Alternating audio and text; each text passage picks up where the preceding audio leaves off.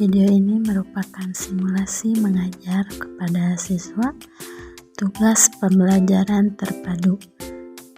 Nama mahasiswa Sophia Silviani, NIM 8574388188. Bismillahirrahmanirrahim. Assalamualaikum warahmatullahi wabarakatuh. Bagaimana kabarnya anak-anak? Alhamdulillah, semoga semuanya dalam keadaan baik ya. Nah, untuk selanjutnya Ibu akan mengabsen dulu ya. Siapa yang tidak hadir? Arya tidak hadir, kenapa? Sakit? Kita doakan ya, semoga Arya cepat sembuh dan bisa belajar kembali dengan kita.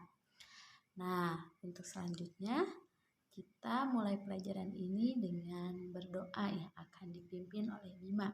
Silahkan Bima pimpin doanya. Selesai, alhamdulillah.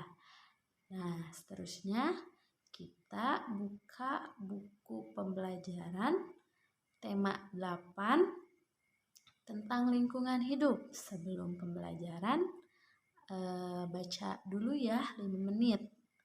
Nah, setelah itu nanti kita ke pembahasan. Terima kasih anak-anak telah membaca pembelajaran tema 8. Tema 8 itu mengenai lingkungan sahabat kita. Nah, subtemanya mengenai usaha pelestarian lingkungan. Nah, fokus pembelajarannya itu pada pembelajaran bahasa Indonesia dan IPA. Nah, tujuan pembelajaran yang akan kita capai yaitu melalui kegiatan berdiskusi, siswa dapat menyebutkan dan mempresentasikan faktor-faktor yang mempengaruhi kualitas air dan tujuan selanjutnya siswa akan mengamati dan berdiskusi terhadap peristiwa dalam suatu teks ya. Nah, untuk pembelajaran sekarang, Ibu akan mengetes dulu pembelajaran minggu kemarin. Nah, minggu kemarin itu mengenai tanda nada. Apakah ada yang masih ingat apa itu tanda nada? Ya, benar. Nah, kemudian dari tanda nada itu tuh ada notasi. Siapa yang tahu itu notasi? Masih ingat? Iya, benar. Nah, untuk tes pembelajaran yang minggu kemarin cukup gitu ya, kalian masih ingat dan paham. Nah, sekarang kita akan ke materi yang akan dibahas. Nah, materi yang akan dibahas sekarang itu, air merupakan sumber utama bagi setiap makhluk hidup. Salah satunya bagi manusia. Air itu digunakan untuk minum, untuk memasak, untuk mandi, untuk membersihkan pakaian, dan lain-lain. Untuk itu, air itu sangat bermanfaat untuk kita. Nah, setelah pembahasan singkat Ibu barusan, kalian coba buka buku pelajarannya dan catatlah ya di buku masing-masing. Manfaat air itu untuk manusia apa, untuk hewan apa, dan untuk tumbuhan itu fungsinya apa. Nah, setelah menulis anak-anak, nanti kita akan mengamati ya gambar yang ada pada buku ajar yang materi ini yang ada di sini. Nah, nanti anak-anak akan mengamati ya pada gambar tersebut itu apa sih yang terjadi gitu. Nah, sebelum anak-anak mengamati, Ibu akan membahas sedikit tentang gambar yang ada di buku tersebut.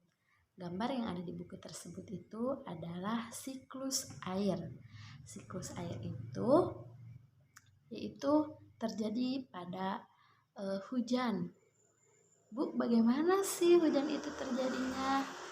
Nah, hujan itu terjadi ketika air yang ada di sungai, di kolam, di laut itu tersinari oleh matahari dan menguap ke atas langit dan akan berkumpul di awan. Setelah di awan itu, air akan terhembuskan oleh angin dan ketika awan itu sudah menopang air yang begitu banyak, maka air itu akan turun menjadi hujan.